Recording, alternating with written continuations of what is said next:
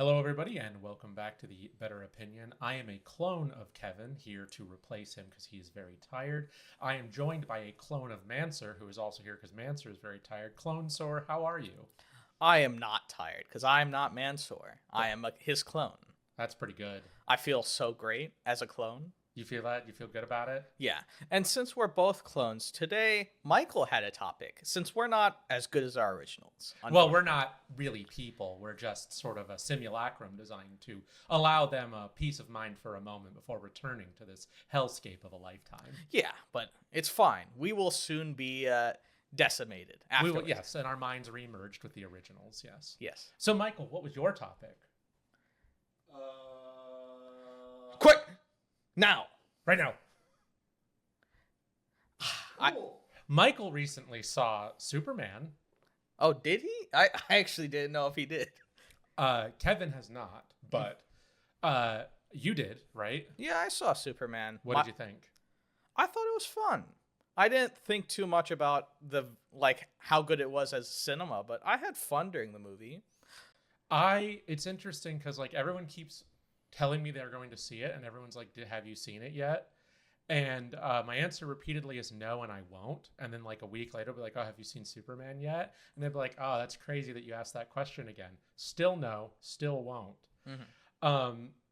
And my reason is that in my lifetime, this is the third modern Superman. It's not the third, it is the fourth Superman in my lifetime, maybe even fifth, I don't know. Mm-hmm. But it is as an adult, there have been three, one of which is a TV show, but I do feel like every time they did it, they had a different idea. The last two, I forgot what the first one was like because I was very young when it happened. But the last one was a Jesus complex Superman. It was very dour, very dark. I just don't care. I don't care about superheroes anymore. I'm kind of bored. How many Avengers, how many Justice Leagues? You've got a million cartoon versions of them.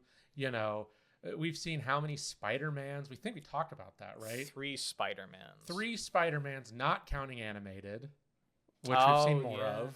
That's true. And it's just there comes a point where I go, damn, I kind of want to hear about someone who's normal, That's very interesting because when I hear about something that I'm not interested in, I wasn't too interested in the last Superman, so I kind of glazed over it. I didn't think about it at all. Most of the Avengers movies, I don't know anything about. I was I think I saw Iron Man and Endgame. I thought Endgame was okay. I hated how it felt like half the runtime was, oh, hey, superhero from another movie. Oh, hey, superhero from that other movie. Do you remember? It's that scene from fucking Metroid Other M. Helmet pops up. Remember me? No, guy in the trailer. I've never heard of you. Who edited this and why do I care? And then I hear everyone in the theater clap and thinking to myself, oh my God, I got the reference. I know that guy. Me here thinking to myself, what the fuck are these idiots clapping for? What is this? Yeah, clapping. Here's the thing. I think to some degree, the idea that people feel like clapping after a good film, I think it's probably not a bad habit conceptually. It's just that the creators don't know you did it. Right. But it was the most low effort thing. 2 people saw each other on the battlefield. Battle happening behind. Yeah, this isn't the end of the film. This was this isn't, wow, I really enjoyed that and I'm treating it like a play. We're in the middle of the film. It's Fortnite. It was basically a Fortnite interaction. Dark Grungy and Captain Spill see each other and everyone's like, yeah. No, I experienced that myself. It was very odd. Very glub shitto. Yeah, very glub shitto. It's real, Red Letter Media glub shitto moment. I find it hard to enjoy going to a theater unless some family member wants me to go with them, or no one else is in the theater, which happens when I watch something late or I watch something very obscure. Yeah, my spouse and I we used to go all the time, Mm-hmm. right? So we used to go every Tuesday. There was $5 movies. Mm-hmm. This was pre-COVID. We'd make a date out of it. We'd get dinner, we'd have drinks, and we'd go see a movie. And it was fun. Mm-hmm. But I feel like movie theaters are at their shittiest. The food, the service is at its lowest quality ever, and the prices are higher than they've ever been. And like the seats are broken. They're it stinks. There's crying baby. Like it's just not. I think we've talked about this in the past. The movie theater experience just isn't what it used to be to me, and I find that now I'd rather just be alone at my computer, because then if I don't like a film, I can just swap to something else. If I am annoyed, I can't be annoyed by the audience because I'm the only audience. There's something to be said for the movie theater experience, but I don't think it is good anymore. Yeah, and especially since if I don't like a movie, it feels like a waste of money to just leave. Right. And you can't trust reviews anymore. They're not. Critics are more bought out than ever. I don't think I've ever really trusted reviewers. There was a time in history that Rotten Tomatoes was a good source. They aren't anymore. You do not pay attention to the tomato meter. It is a useless feature. You just look at the user score. The user score is the only one that matters on the tomato meter. Like you don't on Rotten Tomatoes, it is consistent. A good movie has high user reviews and will 2 out of every 3 times have a low tomato score.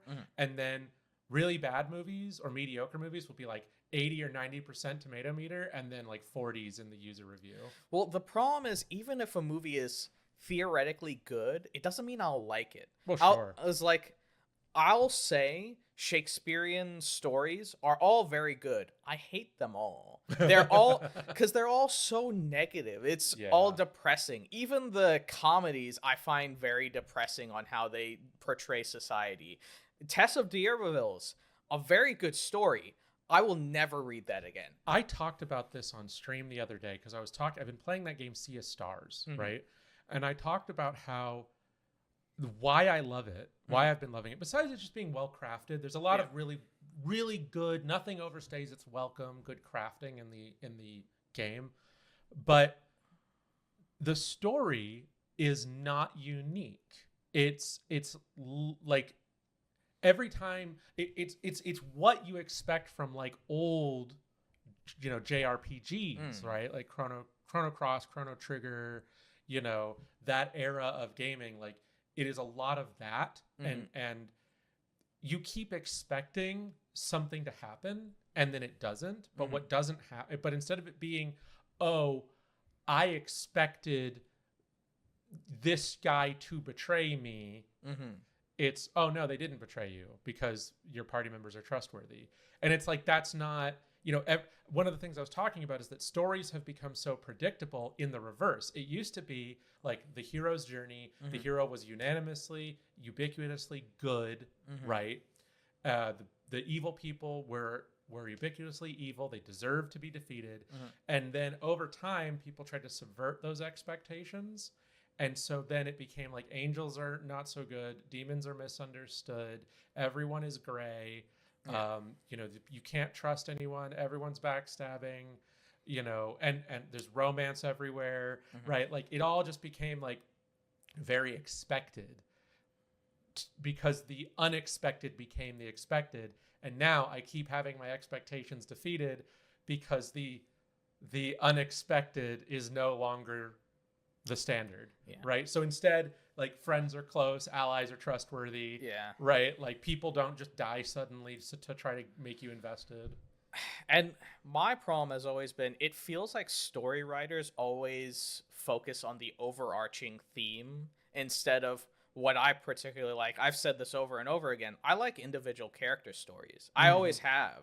One of my favorite novels I've read, not like 5-10 years ago, was Penrick's Demon. It's about one guy who's just going on travels. He gets infected with a demon who's taken over multiple women and now is with a man, and he has to deal with that. Interesting. And there's no world ending or anything like that. He just has to deal with the fact that he has a demon in him. There's some controversy with this because this is Middle Ages. And he's just going through life. It's an anthology. Every book is it's an anthology based on his story. There's a manga that I was reading for a while. I forgot what it's called. It's called like It has the word bard in it, but it's not about a bard. The guy's name is actually Bard Leone.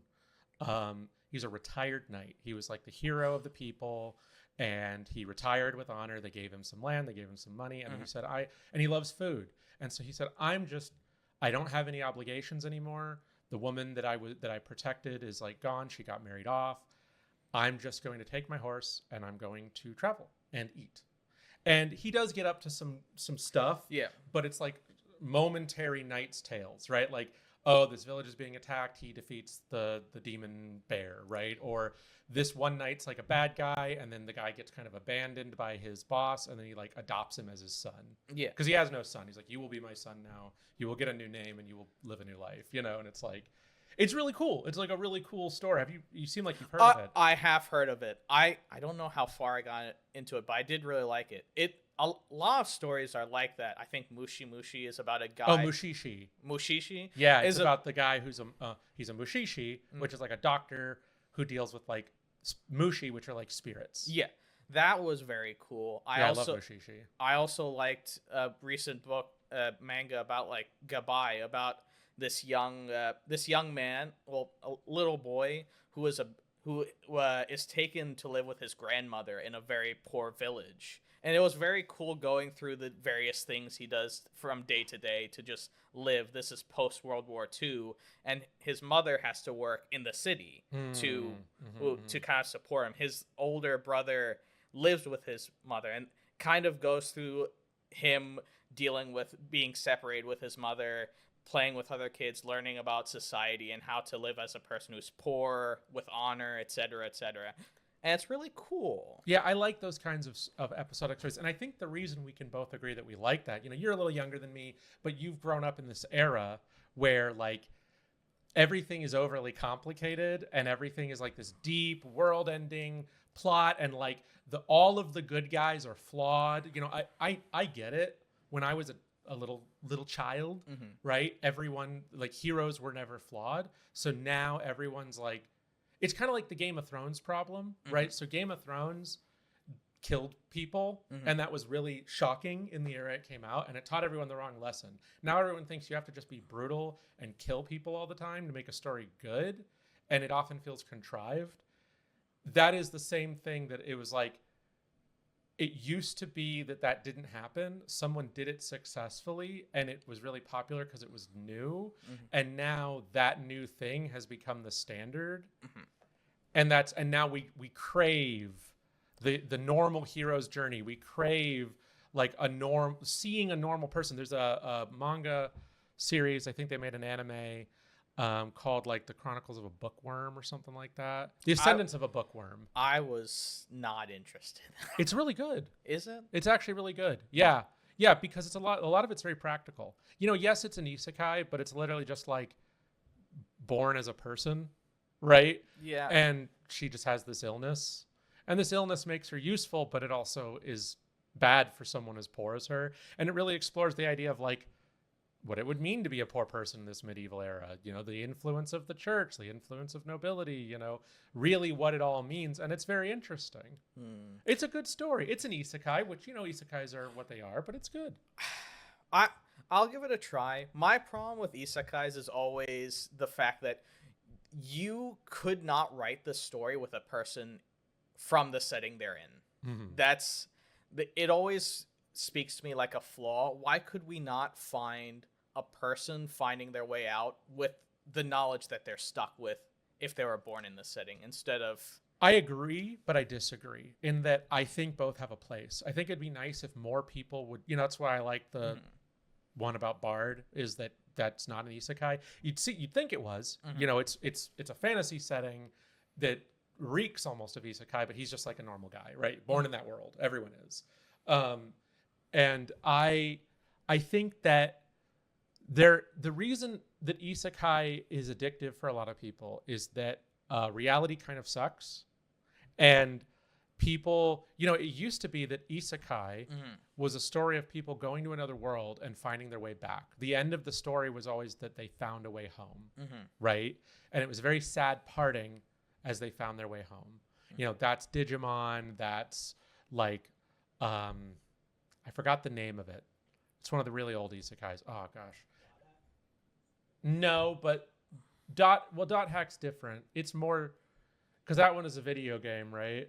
And it was people were like getting stuck in the game, but like it was something else. But it was like there's like these really old ones from like the 80s, right? But in those ones, it's always you find your way home, and now it's oh no, I live there now. Like I'm dead, I can't go back, and now I live here, and that's because people aren't happy. Japan's work-life balance is at its worst ever, and that's starting to spread to the rest of the world. And so people want escapism. So the reason that people latch on to the idea that this thing this person is from this setting, is not from this setting originally, is it sounds really exciting because they can almost insert themselves, and it's escapism. And I understand what you're saying, but I think it's an unfair disregard for it, because what you're talking about is a different kind of story. The problem comes that I'm talking about stories that I want, which is very different from does this story actually have a place?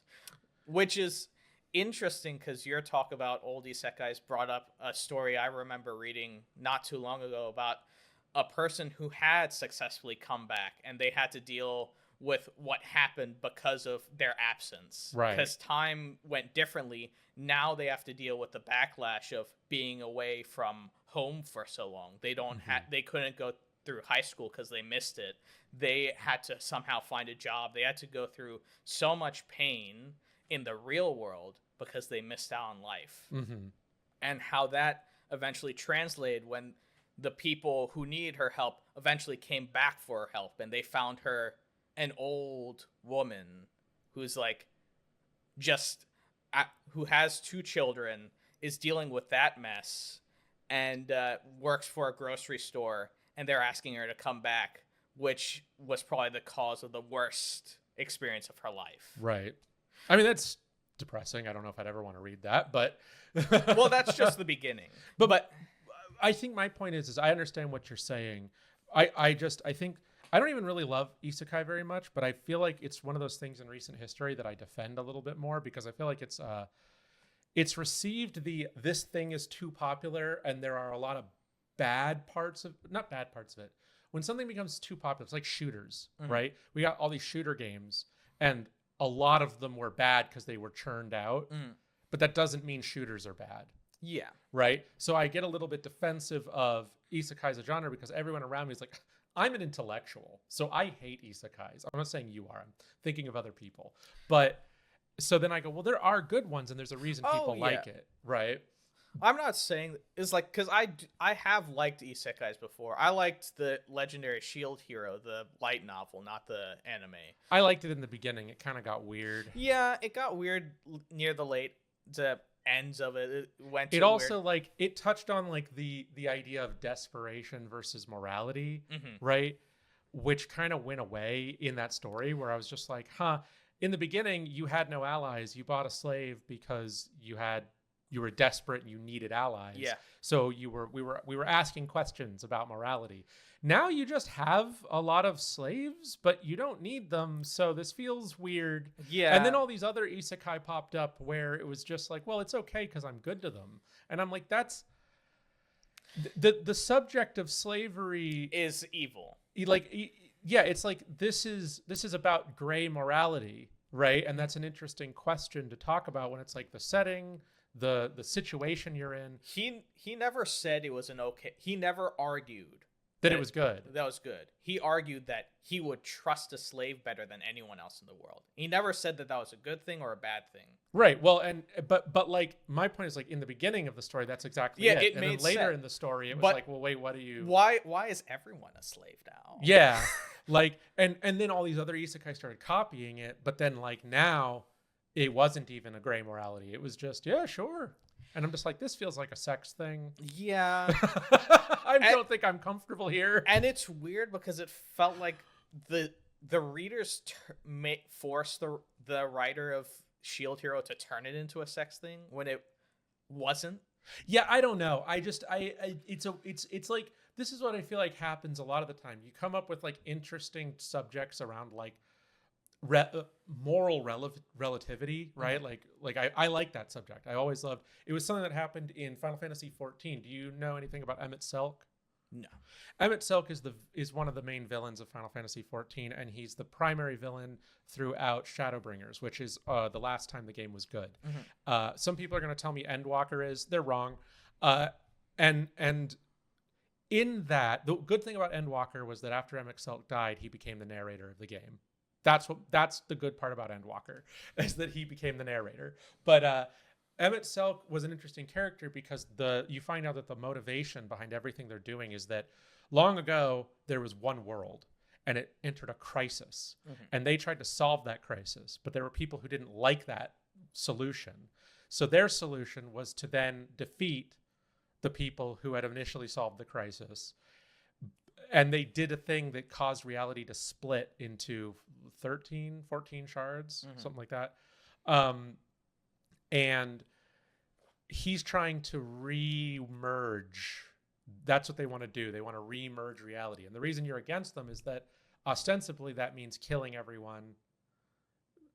Technically, like, it's like, well, you aren't really dying. You're becoming your whole self. Yeah, but there's 14 of me.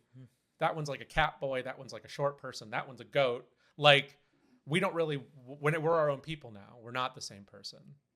Right. So we don't want to be remerged. And he goes, well, you know, there's a conversation you have with him, because in Shadowbringers, he basically says, yes, I'm helping you because I want to prove me wrong. All right. You've killed all my friends. I'm the only one left. Prove me wrong. Show me why I'm wrong. I want to see it. And at one point you're having a conversation with him and they're like, you know, this is bad, this is good. He's like, yes, well, technically to me, you aren't really a person. You're like 1/10 of a person, thus not really human. So it's really all moral relativism. And the way he argues it, I'm like, wow, whoever wrote this really does understand the idea of moral relativism, which is a subject you don't get covered very much. That kind of reminds me of the Dota story. Because in the story, near like the second or third season, you're never gonna watch this. Yeah. The man in the tower, his only goal is to see his daughter grow up, and his daughter died because his wife is a god who could not accept that the daughter did not see her as a god. She only saw her as her mother. And that was a huge problem in which she couldn't bear with, so she chose not to save her, because all that matters to her is that people adore her as a god. So over time, throughout the seasons, the father does all these things, kills all the dragons and all this stuff, just to kind of end the world and remake it all again. End the world and remake it all again. And eventually, when he finds the one universe in which his daughter grows up, she also finds that she needs to do this to kind of save the world, because things are happening that doesn't work out quite right. And when she asks him, how do I do it? How do I do this thing? He tells her, you're not ready, because what you have to do is you have to take all the hope, all the lives, think of every possibility on this universe, and crush that and recreate everything. Just be evil. Yeah. It's like, can you do that? And she could not. Yeah, I just think that moral relativism is an interesting discussion, and it's not one that people cover a lot because they get very emotionally attached to an idea, right? So, like, for example, you said, you know, early on you said, you know, slavery is just evil. And in our world, it is. There's no real reality where that it is appropriate, you know? But once you start getting into like, well, what if we weren't in our world? And what if the rules were different? And what if you were in a situation where you are powerless to completely stop something? What does it become? How do you, it's an interesting thought exercise, you know, and people usually won't even engage with it, right? Because there's an immediate emotional reaction to what is wrong, you know, and it sucks when something does ask that question and you do have to contend with the idea. And then later it just goes, never mind. I don't want to explore this anymore. It's just good. It's like, it's not good. Yeah. Because the reason why I say slavery is just bad. Well, it is just bad. I was just using it as an example of your immediate reaction, right? The reason I say it is because we never want to go back into a situation in which, well, there are still slaves now. We just don't talk about it. Yeah, we just don't talk about it, right? But in general society, we should not accept that people end up as slaves. Mm-hmm. But unfortunately, there were points in history in which slaves existed. It unfortunately contributed a lot to the economy, and so it stayed for a long time. And it is stories in those situations have to contend with, well, how do I interact with this? Mm-hmm. And how is the morally best way to interact with slavery as a fact? It's an interesting, Of life. it is very interesting. It's one of the things I like about Kenshi. Mhm. In Kenshi, slavery exists, Yeah. right? And there's a faction. So first off, it's very interesting because, you know, as a normal human with a soul, you probably hate slavery. I know I do. So you look at it and it's like there's so many slaves, right? And you've got the Holy Nation, they have slaves, and you've got the United Cities that have slaves. Except that once you start getting into Kenshi, you start feeling a little bit different. The United Cities suck. They're run by nobles. The nobles are assholes. They're greedy. They think they're better than everyone. They'll just go out and, like, you know, there's these hunting parties where they want to hunt the most dangerous game, a person. And it's just a noble with a crossbow and a bunch of really strong guards running around looking for people and hunting them. It's not good. But if you compare the United Cities to the Holy Nation, suddenly you go, United Cities isn't so bad. Because in the United Cities, anyone can be a slave. It's race agnostic. And anyone can be a lord. That's race agnostic, right? Race means nothing. Gender means nothing. It has nothing to do with any of that. They want slaves because they want slaves, not because they want to oppress a group. In the Holy Nation, they have chattel slavery. And it's women and other races. It's all religiously ordained. You know, light-skinned males are the most powerful, then dark-skinned males, and then everybody else. And so, and only humans, you know? And so suddenly you're like, if I have to choose who really needs killing, it's not the United Cities. And you have this faction, the anti-slavers, and they're led by a robot named Tin Fist. And Tin Fist is very funny. He acts like almost like a comic book hero. Like when you talk to him, you say, yo, are you Tin Fist? That's amazing. Can you say the line? And he'll just shout, Fist of Justice. Because he does martial arts. But if you ask him, hey, so like if you destroy slavery, the world's economy is going to like crash and like basically most people are going to die of starvation. And he just goes, who cares? Yeah, I agree. And well, it's funny because if you do just like him and wipe it all out, the world just basically becomes suffering and starvation. If you do not prepare appropriately to help the right factions get in power as you remove the current factions that control slavery, everything falls apart. So if Tin Fist had his way, because he's not going to do any of that, him, a creature that doesn't eat or sleep, will be the only one not to suffer. Right? And so, like, it's an interesting discussion about morality because we could both, you just said it, I agree, who cares? And to some degree, there's a part of me that goes, yeah, who cares? Let's go kick their ass. Yeah. But at the same time, we're talking millions of people. There's consequences. Yeah. And it's an interesting, Kenshi's world is interesting because nobody is a good guy. The ostensibly least evil faction are just as bad in their own way, which is the Shek, who are not human, and they live in a might makes right society. And they're only doing all right because their current ruler looked in the mirror, saw that she was bulked as shit and had a brain this big, and said, find me an intellectual. So they went and found an intellectual who are shunned in their society. They have their horns cut off and are called baby bitches because they choose to like learn how to cook or like how to keep themselves alive rather than just like try to die in combat. Horrible. Disgusting. Yeah, disgusting, really. Lift weights, get into fights. If you lose, kill yourself. Yeah. I'm not kidding. Oh, no. And he showed up and she listens to him. She's like, yes, big brain guy says we need to feed our farmers and keep them safe. Important. And suddenly their economy's doing okay. And she has rivals who are like, no, I want to go back to the old ways. Fight all the time. Yeah. Fight until dead. Yes. You know? And so it's like, the least morally bad of the major factions is self-destructive by nature, you know, and you can only hope that this group of people who values intellectuals remains in power. Because if she dies, the lunatics do take over. If you kill her, and you haven't killed Murder Man, Crawl, he takes over. And he says, all right, great work, everyone. Kill the intellectuals. Let's go to war. Wonderful. Start conscripting. Like and so it's just like, it's an interesting subject. It's an interesting world because it really does it is one that if you pay attention, you have to like challenge yourself. You don't have to. You can be one of those people I know who goes, nah, this one's good, just because I've decided that that's the one I like. But really, it does challenge you to go, which one really is the good guy here? There is no good guy. Yeah. You know, you're what's my favorite strategy for my faction, my personal faction? It's to go set up a base in Shem and grow weed and then sell weed. And I just become a drug dealer. But at least I don't have any slaves. Yeah. I've constantly found my favorite stories don't even consider the idea of good guys and bad guys. It's just a story. It's just a story. The good guys are the ones you're rooting for. That's it. It's whoever you've decided are your protagonists. Yeah, and I find whenever I try to write something, I never worry about that. Mm-hmm. Yeah.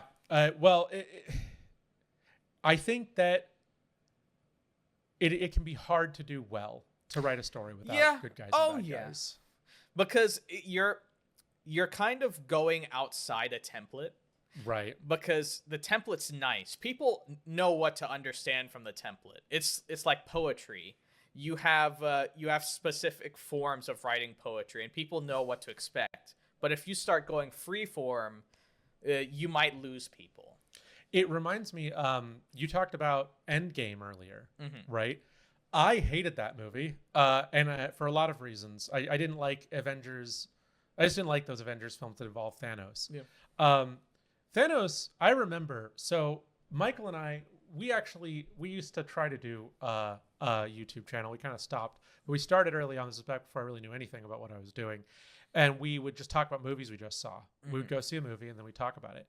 And we talked about Endgame. And one of the things I hated online is that people kept trying to like argue Thanos's morality of like, well, the universe can't survive the way it is. So if I wipe out half of everything, and I actually knew people in real life, actual friends of mine who consider themselves intellectuals, who argued that he was right. And I was like, okay, there's so many things wrong here. One, exponential growth means that half of the population isn't enough to solve this problem in any reasonable time, right? You are prolonging the inevitable, actually. And because you only did half, you're really not prolonging it, right? You're really not shortening. Well, all it takes is for one generation to have 2 children. Yeah. And you fuck. It's like 2 or 3, and you're fucked. You're back. Yeah, and so then the other thing was, I said it's called the Infinity Gauntlet. If it's so powerful that it can wipe out all life, half of all life, how can it not just expand all resources, right? Like what? And we find out later that the gauntlet can bring everybody back. So if it can kill them, you might say, well, killing is a lot easier than making. Well, apparently not, because it could just do that too. So the only thing that actually happened was that Thanos was an idiot. And then I hadn't read the comics. Well, the reason Thanos was evil in the comics is because he was just insane. He just wants to have sex with death. Yeah, I was very confused about Thanos. I kind of didn't pay attention to what he wanted. I would have liked that a lot better. Just tell me dude's insane. That's a far better villain because he just deserves it. Well, in my mind, is like I heard his argument. I was like, okay, he's just evil. That's all I got. I didn't think he was a morally great character. But that's my point. The problem is as well that you are objectively correct. But the problem is that any pseudo-intellectual latches on to any argument a villain makes and then goes, are they objectively right? My brain is really big, I tell myself, and so that's what you run into. But he was just evil. His solution was not even pragmatic. It was just stupid. It was a stupid person doing stupid things. It was very confusing. Because they never explain to you how he is smart, just that he is. They don't explain how he's good at tactics, just that he is. Yeah, they just tell you he's good, and then they just show you that he's really strong for some reason. He's just stronger than everyone else. Why? Because he's a Titan. What is a Titan? Not the same thing as a Titan. So it's a person from Titan. So at Thanos from the movies, to me, was always he's just an evil guy. Because that's the only information I have about him. Nothing else I know about the guy tells me that he's like anything but evil. He hangs out with objectively evil people. It's like and they all just love him for some reason. Yeah, like, they'll give anything to bring to fruition his dream for some reason. I think at some point he was supposed to make an empire or something that they were supposed to be able to rule, but then that didn't happen. Yeah, it didn't happen. Well, as it turns out, the most powerful thing in the universe that can solve everything else in the universe is just the planet Earth. We just poop out galaxy dominating and ultimate Cthulian evil destroying people left and right. No other planet does this though, right? Like, because even our space heroes are from Earth, you know? Star-Lord is from Earth. Yeah. It's very weird that it's like everyone seems to like come. Thor somehow is only Earth related. Yeah, none of the other Asgardians are capable of what he's doing. Only he can do it, and he hangs out on Earth. He left home to hang out on Earth. Yeah. It's very weird when superheroes try to go on a cosmic level. Because then you start asking questions about where are the rest of the superheroes. Yeah. DC has the Green Lanterns, but even then, it's kind of... the best ones on Earth? Yeah, the best ones are on Earth somehow. Yeah. All three of the best ones are on Earth. Yeah. What can I say? You know, we poop them out, really. You Yeah. know, like... we can't help it. We got like a superhero manufacturing plant. We make the best superheroes. We got the best ones. Everybody agrees. They're huge superheroes. Really good. Galaxy saving. I think Invincible does a bit of a better job, but yeah, a bit of it. But then even then, it's all humans. There's a lot of superheroes you find that are on Earth that they're just very powerful people. Well, and also like Viltrumites are just humans. They're just humans, but we called them something else. Oh yeah. Right. They look like humans. They have sex with humans. Like, you know, and then everyone's like, yeah, but like, check out they went to the bug people planet and impregnated bugs. Remember that? And but yeah, but then the child. That's like one person. That's like one person. And then every other Viltrumite had sex with humans. Right. Yeah. It's like Viltrumite DNA always in the long run results in another Viltrumite. You mean a human. They're just like humans. Yeah. Which is the story of Invincible, that Mark is more human than Viltrumite. That's why he does what he does. It's just no. I mean, superhero stories. I don't know how we got back here, but they're very boring to me. I'm tired of them. Yeah, I feel. I was trying to talk about objective morality and like the idea or subjective morality and the idea of like Thanos just being stupid, but people want to engage with his dumb philosophy and they don't want to admit that it's dumb. I think the problem comes with when you go so big scale, it's hard to make a good argument without thinking outside of your own like inertial point, because you're stuck on Earth. You have to think a bit bigger picture, and that involves kind of breaking down what you actually think, how you think things should work. Mm-hmm. Because I find, even when talking to my dad, when you explain physics concepts outside of Earth's atmosphere, it's like he doesn't understand. It's like, how do things work that way? It's like I don't see it. It's like you can talk to other people too, and they can't see gravity as a density issue. Right. It's more of, I'm on Earth, there's gravity. You can't tell other people everyone has a gravitational pull, and it's everything has a gravitational pull, and it's actually a very weak force compared to other forces. It's just that the Earth has a very dense core, and it's also very big. So it pulls us. But people have a hard time understanding that on a larger scale. They don't understand. Well, it's like when you talk about sci-fi, right? So one of the things I've talked about on the show, like what I like about Star Wars is that I like that it's sci-fi, but it doesn't waste a lot of time trying to explain things. Like I don't care that the ships are all upright. You know what I mean? That they look more like planes, you know, that you're on them and you can walk, right? Instead of float. And I don't want you to explain it to me because, to be honest, I don't really find the inside of a realistic spaceship all that interesting. I don't find floating around inside of my spaceship that interesting. I don't find the layouts.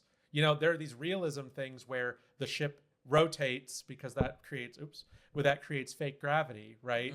You know, the centrifugal force. And it's like, that's cool. I actually don't like that. I think it looks stupid. Give me my cool spaceship. And if you want to just say that we have a device that makes fake gravity like they do in Star Trek, that's fine. And I don't need you to tell me how it works. But the problem is that I like it because I know why it's fake, right? I like it for the fact that I know that it's fake and I want it to be this way because it's interesting. Other people can't even imagine that.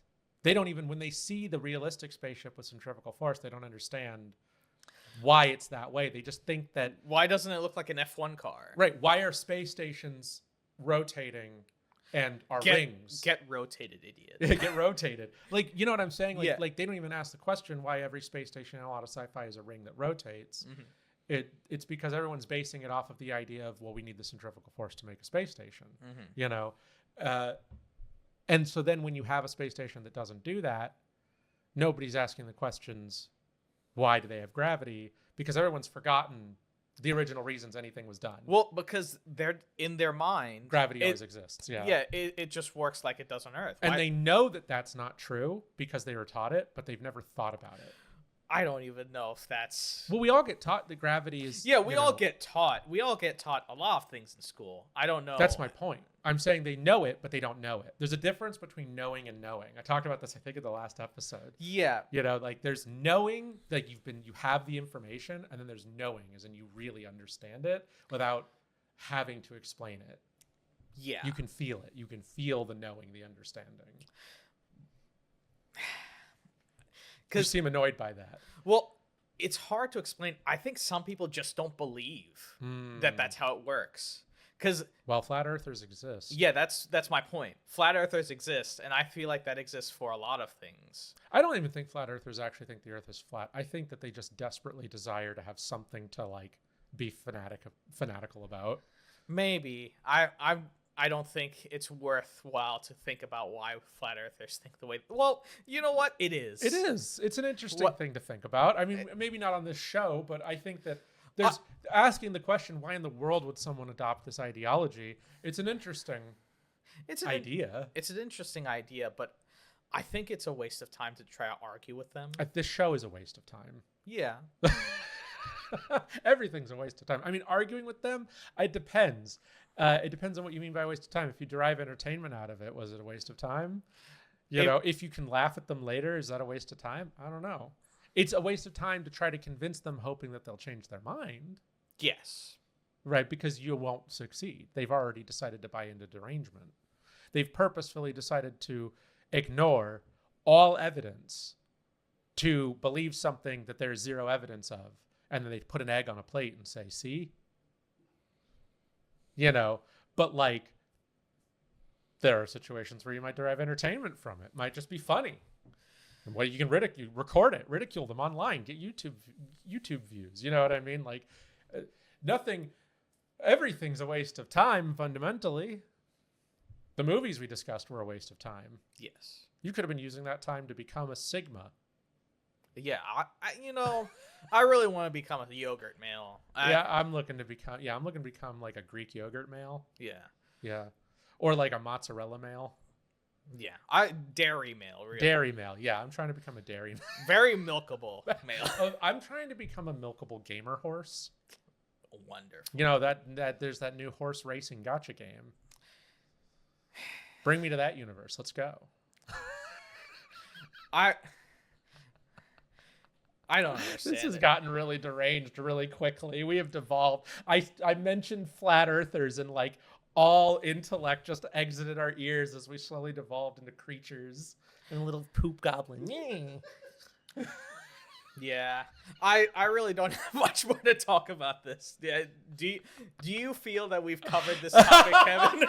He's like, I'm done. Get me out of here. I don't want to be with this guy anymore. What do you want to talk more? Do you want to talk about horsecock, Kevin? Huh? I don't want to talk about horsecock, man, sir. I didn't even bring up horsecock. All the horses in the game are women. Yeah, why'd you bring up horsecock? Yeah, you got something you want to tell us? I don't judge. Listen, What's going on Rule 34? You know, I'm sure a lot is happening. What's going on 621? I'm just saying. You got something you need to get off your chest, homie? I'm here for you. Our audience of 4 people is here for you. You know, as much as I'd love to talk about milkable gamer horses, I feel that is a topic that requires long and very in-depth discussion. Very long, yeah. And very in-depth. But do you feel that we've covered the topic today? I mean, I feel like I think we covered the subject of where we started with films. Yeah, it started at films. We've just evolved into something awful here. Yeah, somethingawful.com. That's where we've devolved to. Well, in that case. But otherwise, I feel like we covered that pretty well. I don't think I have anything else to say on the subject of superheroes or films, other than just, I mean, sort of wrapping it all back up into a bundle is... I find that I just don't really engage with films the way I used to. I think that a lot of films coming out aren't particularly interesting, and I think that stories being told feel contrived or repeated. Yeah, well, that's the problem with stories over time. If you've seen a lot of them, many of them become derivatives of the ones you've already seen. But not in a good way, because I think that sometimes you take something you like, and then... a good example is like I've talked about Space Station 13 on stream, or on this video, on this channel. There's a game called Barotrauma, which is very inspired by it, but it's completely its own thing. You play a submarine crew. Instead of being, top down, it's to the side, 2-dimensional. Yeah. Right. And it is, it's very entertaining. It's a really fun game, and it is its own thing, inspired from the Space Station 13 experience. And I think you can take something that you've seen before and create something new and unique and its own fun thing without being contrived or unoriginal. Well, that's the problem here, isn't it? Because the purpose of these movies isn't to make a unique, enjoyable experience. There are a lot of streaming services now, and what a lot of companies want their own streaming services, and what's very important to them is more content. Yeah, so they want, and this has been a problem before, if they can make more and more content that people will just watch and tweet about, like TikTok, then they can sell their service of infinite movies that you can watch, none of them very good anymore. So they just... Yeah, try going and looking for a new show to watch, and it's like, there's nothing. It's really hard. I find them, like, Severance was good. Murderbot's good. Yeah. But then, like, what? There's just a ton of just, like, why would I watch this? Yeah, but that's kind of, they just need more things. They feel like they want to make more things, so they put more money into making more things. Netflix got AI, and they said to themselves, oh, look, we can have special effects in our movies. This makes it easier to churn out more properties. Man, I remember when Netflix was good. I don't think I've used Netflix I don't think I've logged into it in a year. I don't use it. My partner uses it. She uses it to watch K-dramas, but I don't use it at all. Yeah. But, interesting. Well, yeah, I mean, I think that sort of concludes my thoughts on it. I think we're in agreement there. Yeah, but I hope you guys liked our topics. Yeah, I hope you liked Mansur's sudden and extreme breakdown as we hit the pinnacle of panic attack in him. Listen, I think Uma Musume is just stupid. Oh yeah, I mean, I've never played it. I know nothing about it. I just think it's funny to talk about. But anyway, fuck you if you enjoy. Thank you so much for watching, and we'll see you next time. Yeah, have a nice day. Goodbye.